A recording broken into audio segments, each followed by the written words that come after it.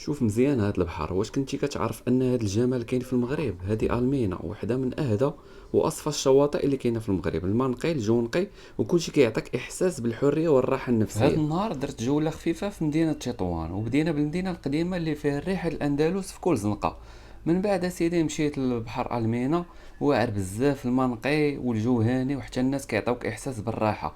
ضربت فيه واحد العويمة خفيفة، ومن بعد مشيت لهاد المسبح الزويون النقيقي تا هو اللي في مارتيل. فيها مناظر زواون تا هو كيف ما كتشوفوا معايا. ومن بعد جيت ترينيت هناك تمانيت حدا هاد المسبح هذا، درت واحد الحصة خفيفة ظريفة. وبالليل جيت جلست شويه هنايا بالمسبح كما كتشوفوا معايا، منظر زواون بالليل مضوي مزيان. وختمتها سيدي، جيت لهذا المطعم هذا تعشينا فيه مع العائله. صراحه مطعم فيه منظر واعر كما كتشوفوا معايا.